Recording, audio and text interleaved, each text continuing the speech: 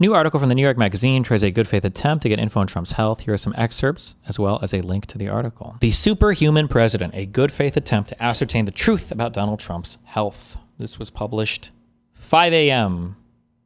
Does that mean today? If there's no date, I'm assuming. When I arrived at the Oval Office in December to talk to Donald Trump about his health, the president was standing next to a couple of men clutching pieces of paper labeled talking points. These are two doctors, Trump told me before I could ask a question. And by the way, I don't know them. They're not my best friends. They're respected doctors that practice out of Walter Reed. And they happen to be taking care of me. And they happen to be taking care of me for anything, but I don't need any taking care of because I'm in perfect health. I do purposely every year or less a physical because I think the American people should know that the president is healthy, so you don't get a guy like the last one who was the worst thing that ever happened to older people. Because I know people in their 90s that are 100%. Gary Player is 90 years old. He shot 70 with me the other day. Trump gestured at everyone present, me, the doctors, and press secretary Caroline Leavitt, to follow him into the room. Let's sit for a couple of minutes, he said. I hate to waste a lot of time on this, but if you're going to write a bad story about my health, I'm going to sue the ass off of New York Magazine.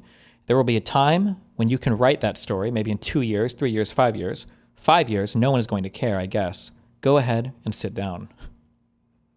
Despite the president's protests, the White House realizes that the time to talk about his health is now. Speculation about his fitness for office is rampant. Armchair physicians have given him months and sometimes even days to live.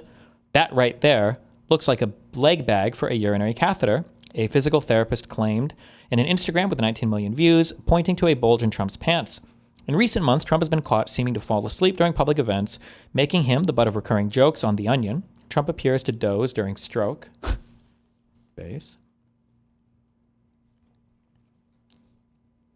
His right hand is constantly bruised and often bandaged. In July, his ankles swelled up like the Michelin Man, a symptom, as doctors said, of chronic venous insufficiency, a common circulatory condition. In August, when Trump took a break from public appearances for a few days, Trump is dead began trending on social media. I remember that. Fuck, and then he reappeared. Ugh.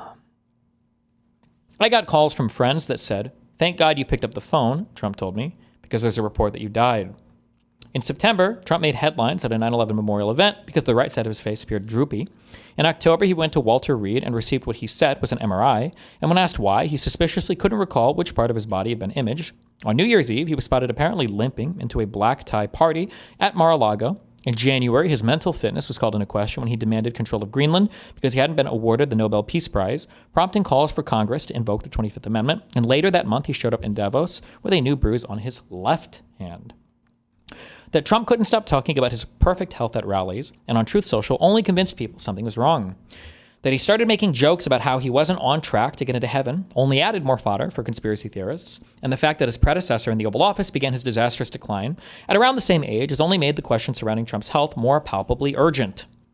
I feel the same as I did 40 years ago, he said, settling in behind the resolute desk.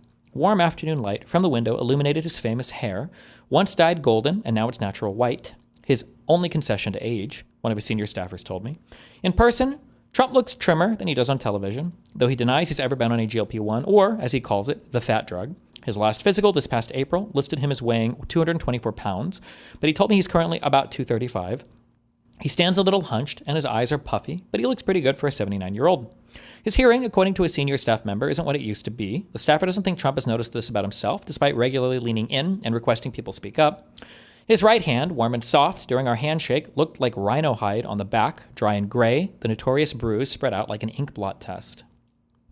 The president's discolored hand has become something of a smoking gun for those on Donald Trump death watch, evidence perhaps that he's getting surreptitious IVs to treat an undisclosed illness. They're looking very Queen Elizabeth-esque, the Bulwark's Tim Miller has said, referring to photos of Her Royal Highness's bruised hands shortly before she died. It doesn't help that Trump covers the bruise with a large dollop of makeup and can seem testy when people bring up the subject. Late last year, a Republican operative showed Trump his own hand injury to try to relate. He wasn't amused, the operative told me. When Trump met with the much younger Zohran Mamdani in the Oval Office in November, I watched up close as Trump spent the public portion of the meeting shielding the bruise with his left hand. On occasion, he would sneak a peek at the mark as if checking the time. This is only from shaking hands, he said now, rubbing his left thumb over the back of his right hand, a claim he would repeat to other journalists.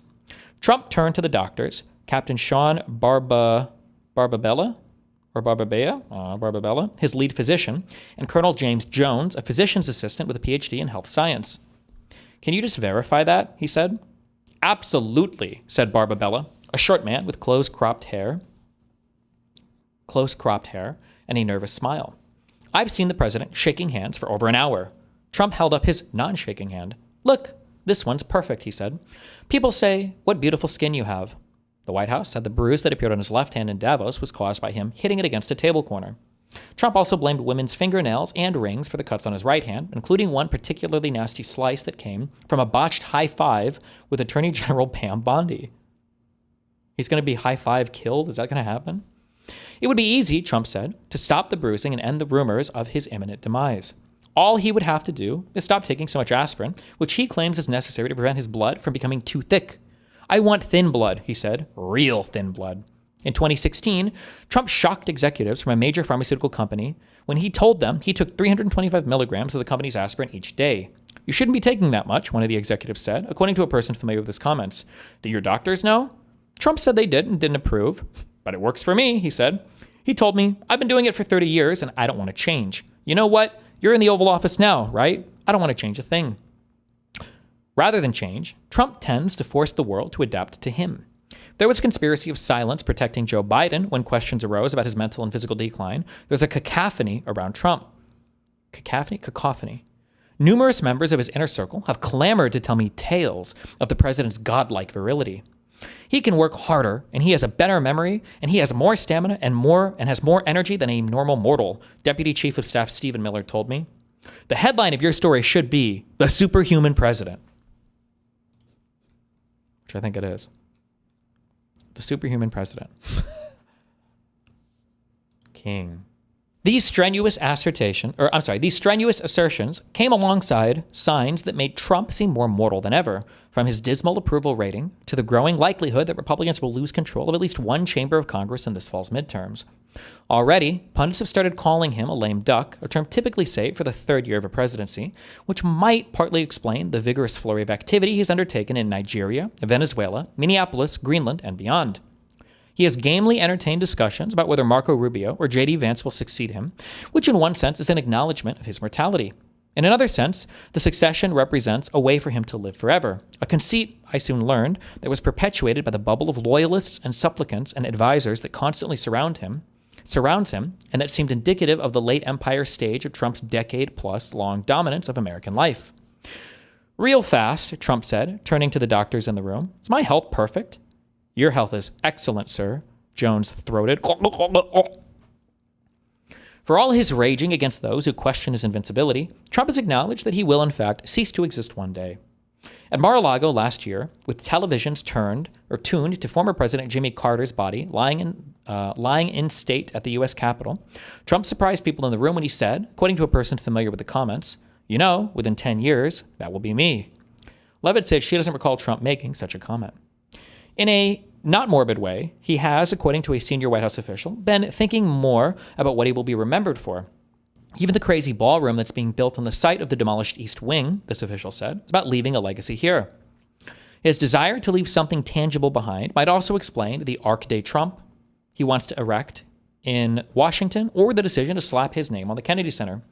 He doesn't think of legacy in terms of policies enacted, a Republican operative with ties to the administration told me. It's buildings he can leave behind and prizes he can win, the most coveted of which, the Nobel Peace Prize, he managed to finagle from Venezuelan opposition leader Maria Corina Machado in January.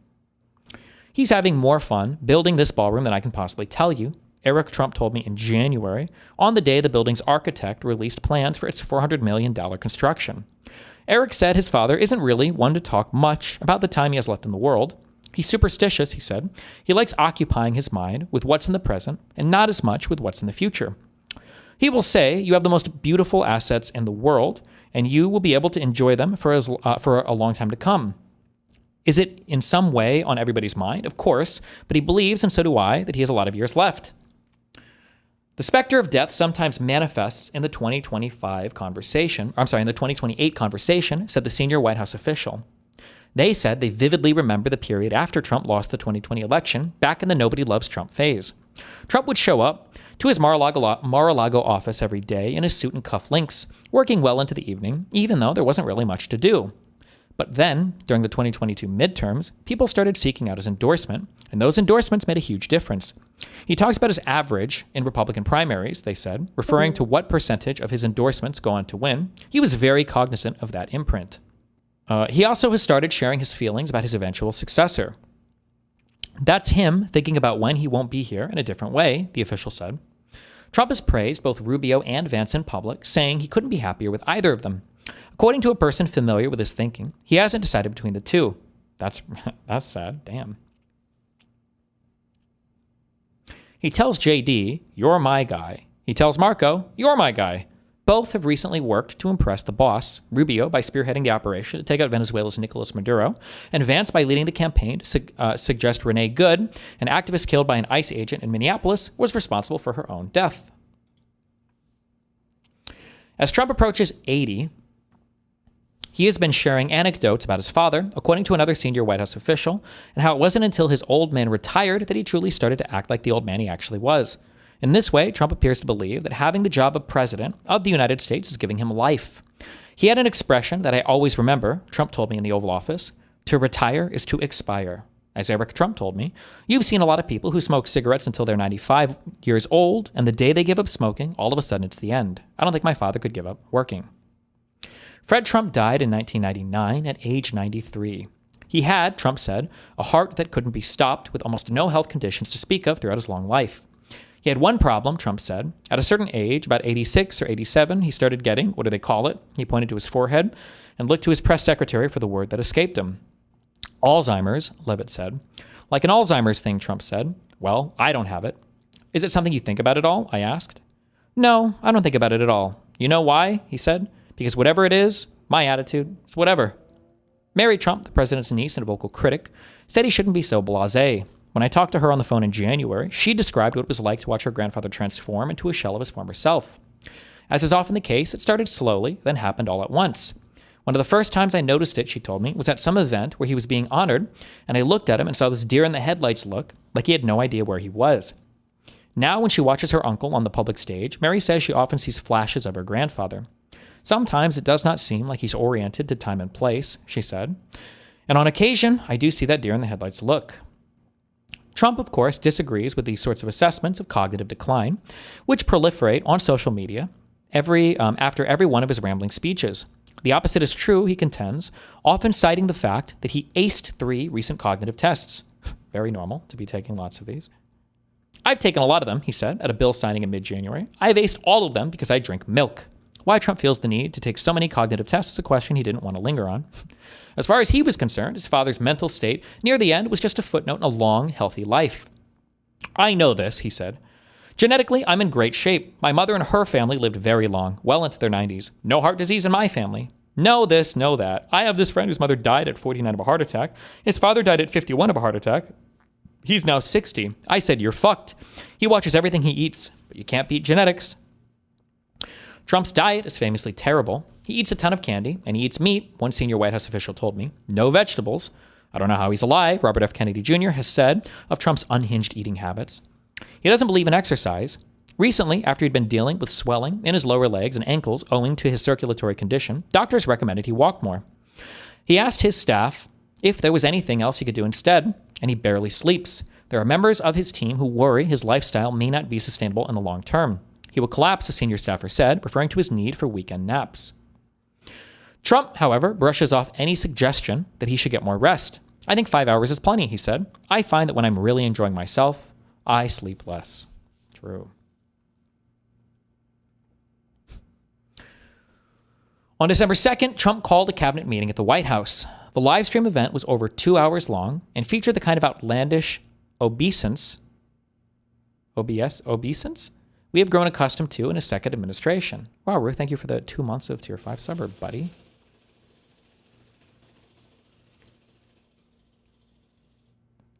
Sir, you made it through hurricane season without a hurricane, Secretary of Homeland Security Kristi Noem said.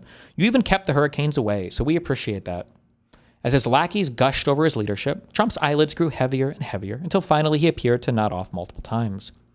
Shortly after the meeting ended, Levitt beckoned me into her West Wing office for an interview with Will Scharf, the White House staff secretary. He promptly told me that I hadn't seen what I thought I'd just seen. He's always awake, always alert, always knows what's going on, said Scharf, whose job requires him to be in almost constant contact with the president. His work pace is remarkable. My dad is a few years older than he is. My dad couldn't do the job that the president does. I don't think I could do the job the president does, he added. It's not dozing. Sometimes if he's thinking about something, and I made that mistake at first too, he adopts a pose. He leans back or leans forward a little bit, and he either closes his eyes or looks down because he often takes notes in his lap. When the president rests his eyes, Levitt chimed in, he's actually actively listening. His energy levels are so good, she claimed, that even elite members of the military can't keep up with his work schedule. The Marine sentries who stand outside the Oval Office, they had to request more staff and bring up more Marines because the president is in the Oval Office so much, she said. They've never had to do that before. They had to request more guys to stand by the door because they're running out of men to fill the shifts. He's working harder now than he did in his entire life, Levitt added, even in real estate when he was on top of the world in New York. All my conversations with members of Trump world went like this. When he signed the Epstein transparency bill, he was here until I think 9:50, 9:45, White House Communications Director Stephen Chung later told me. And the next day, he was here till 9:30.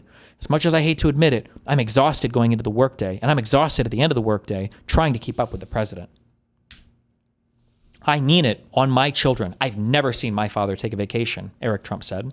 At different points in our interview, he called his father miraculous, remarkable, incredible, and possessing a level of energy unlike anything I've ever seen. If you look at his EKG, that tells it all. James Jones, the physician's assistant, told me. The AI analysis shows he's 14 years younger, so age 65. His stamina demonstrates that. We get a view that nobody else does. Nobody can stay up with him. The rest of the staff is tired. We are too, and he's not. A few weeks later, Kennedy told Miller's wife, Katie Miller, on her podcast that Mehmet Oz, the administrator for Medicare and Medicaid, had told him that Trump has the highest testosterone level he's ever seen for an individual who is over 70 years old. Texas Representative Ronnie Jackson, Trump's former physician, recalled from me the time he put the president on a treadmill during his first term to check his heart health and was shocked by what he saw.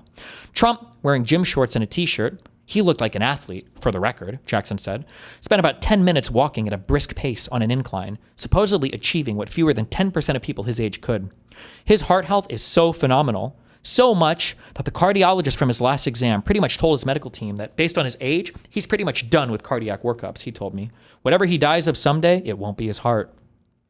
The guy is too healthy, Marco Rubio said in an interview at the White House. He's too active, Rubio, who, in addition to running the State Department, is the acting National Security Advisor and acting Archivist of the U.S., may be one of the busiest men in Washington. On the day I met with him, he was running behind schedule to get to a Capitol Hill briefing with top lawmakers. Still, he took time out of his day to regale me with stories about the president's unparalleled memory and attention to detail. Once, Trump noticed that Rubio's shoes looked shitty, so at a later meeting, the president presented him with a gift, a signed shoebox containing a pair of size 12s. I have them on, and they're perfect, Rubio said, pointing at his shiny black dress shoes. Another time, Trump perceived that the chandeliers in the State Department were missing medallions, the ornamental discs installed on the ceiling. A few days later, Trump called Rubio into his office with dozens of medallion samples. I don't even know how many I need, Rubio recalled telling Trump. He said, I think you need 12. And sure enough, Rubio shook his head in awe. I try to match it as much as I can. It's just not natural to me. There's one place in particular where Rubio is unable to keep up with the president, Air Force One. Rubio said he needs to get some rest on overseas flights, but Trump never naps on the plane. So the Secretary of State, a man tasked with instilling fear in the hearts of our enemies and confidence among our allies, spends part of most flights hiding from a nearly 80-year-old man. There's an office with 2 couches, and I usually want to sleep on one of those 2 couches, Rubio said. But what I do is I cocoon myself into a blanket, I cover my head, I look like a mummy. Here, Rubio mimed, pulling a blanket over his body as if he were auditioning for a Snuggie commercial. And I do that because I know that at some point on the flight, he's going to emerge from the cabin and start prowling the hallways to see who is awake. I want him to think it's a staffer who fell asleep. I don't want him to see a Secretary of State sleeping on a couch and think, oh, this guy is weak. When I asked about whether Trump was catching Z's during those heavy-lidded moments on camera, Rubio scoffed. It's a listening mechanism, he said. In the Oval Office, Trump offered a different defense for closing his eyes during the cabinet meetings. It's boring as hell, he said. I'm going around a room and I got 28 guys. The last one was 3.5 hours. I have to sit back and listen, and I move my hands so that people will know I'm listening. I'm hearing every word and I can't wait to get out. Just then, Trump's phone began ringing and a name flashed on his screen. Ari Emanuel, Hollywood's super agent, inspiration for Jeremy Piven's character in HBO's Entourage, and brother of possible 2028 Democratic presidential candidate Rahm. The great Ari Emanuel, Trump said, interrupting our interview to Gab. What's up, Ari? Is it Ari? Ari? What's happening? Hey, Ari, I have a wonderful writer here. He's doing a story for New York Magazine, he says. So, are you good in health? Are you in good health? Is your mind as sharp? Trump put Emanuel, who had called to talk to the president about tax incentives for Hollywood studios, on speaker. I have the great Ari Emanuel. Let him tell you whether Trump's mind is sharp. You'll be my reference. Go ahead, Ari. His name is Ben. There was a slight pause as Emanuel seemed to consider what to say. Hi, Ben, he said. I represented him for 9 years. It doesn't seem like he's changed at all. His wit, his remembering everything, being on it, he seems normal. There was one caveat, however. I haven't seen him in about 5 years, he said. But we speak a lot, Trump said, and he would say Trump's losing it. He put the phone down on the table as Emanuel turned the conversation to a memo he'd written for Trump about getting rebates for movies, television shows, and commercials, which Trump said he'd take a look at. I couldn't get a better reference than Ari, Trump said to me, with Emanuel still on the line. They made a television show about this fucking guy. He's a legend. Trump calls himself the most transparent president in history, but getting an accurate readout of his health is a difficult task. He has a history of obfuscation on the topic. During his first campaign, Trump's personal doctor, Harold Bornstein, issued a letter saying the soon-to-be president was in astonishingly excellent health. Later, Bornstein admitted that the letter had been written by Trump. In late 2020, Trump reportedly suffered a bout of COVID that was much more severe than he or his advisors ever let on. Mark Meadows, then his chief of staff, reportedly thought he might die. Steve Bannon said the same thing.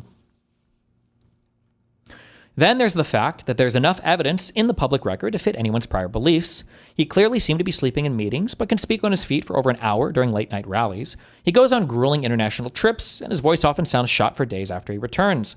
He stayed up all night at Mar-a-Lago to track the capture of Maduro and took a phone call from a New York Times reporter at 4:30 a.m., but then seemed to be struggling with the stairs of Air Force One. In November, Trump went viral for having a hard time walking in a video with his grandson, but later that day I watched him march in lockstep with Melania through a rainy field to get to his Marine One helicopter without so much as a stumble. Some typically worrisome signs of mental deterioration, erratic behavior, convoluted speaking, threatening to invade Greenland because he did not receive a Nobel Peace Prize, may also be Trump being Trump. In October, Trump made news with a pair of comments from Air Force One. In the first, he said he wouldn't rule out serving a third presidential term, even though he admitted it's pretty clear I'm allowed to run. Some have theorized that the third term talk is a way for Trump to counteract his lame duck status. But the idea has titillated some of Trump's most ardent supporters, none more so than his political consigliere, Steve Bannon. It's not his final term, Bannon told me. He's going to run again in 28. Hell, he's running now. It's obvious. He's got another 10 years at least. Retiring would mean expiring, after all, and Bannon is convinced that much of Trump's BDE, as he put it, comes from the job. Big dick energy. It's not human, not at that age. Bannon has floated a presidential run of his own, supposedly to continue promoting his America First agenda. When I asked Eric Trump, however, if his father would run for president again, he demurred, saying he would find something to do in Republican politics, perhaps as a kingmaker for the party. The second piece of news from Air Force One came when Trump mentioned that he had undergone magnetic resonance imaging earlier in the month at Walter Reed. I gave you the full results, he said, despite this being the first anyone had heard about an MRI, a scan often used for disease detection and monitoring. As for why he had the imaging done in the first place, you'll have to ask the doctors, he said. Now in the Oval Office, I had the chance to do just that. Can I just ask about the MRI? I said. Yes, please, Trump said, leaning forward in his chair. It was the worst fucking thing I ever did, and I blame them. Trump pointed at Barbabella and Jones, who sat motionless beside me. They wanted me to take it, and because I took it, people want to say, oh, there must be something wrong. Trump turned again to the doctors. Can you explain why you asked me that? He said, shaking his head. Stupidest thing I've ever done. Jones shuffled a handful of papers in his lap, each one filled with blocks of typed text and handwritten and hand-scrawled notes. We asked him to do it because he had a scheduled trip at Walter Reed, he said. While he was there, I asked him if we could complete some additional physical things that we were planning on doing annually, and he was like, okay, we will work it in for time schedules. It wasn't actually an MRI. We did a computerized tomography exam of his chest, And his abdomen, Jones said, it's MRI-like. Does this sound like a yearly routine screening thing?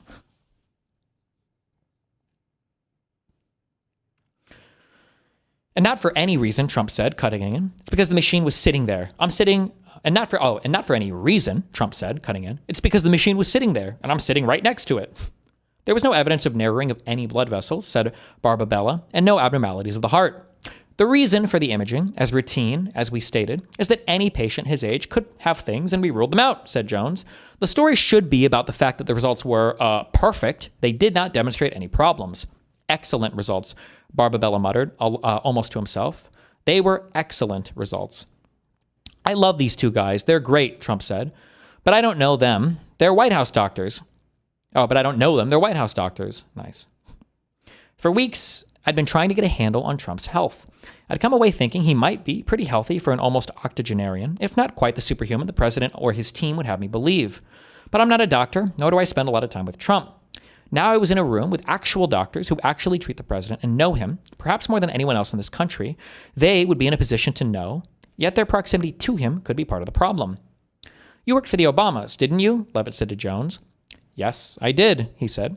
Jones had, in fact, worked from 2009 to 2018 as a senior medical leader in the White House.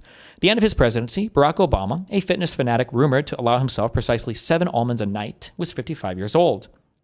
Who is healthier, Obama or President Trump? I asked. Trump stared across the desk, making eye contact with Jones. Jones didn't hesitate. President Trump, he said. Trump nodded. There was no sign of a smile, as if there could not have been any other answer to that question. Write that, he said, turning to me. King. Actual king. TLDR, your mom.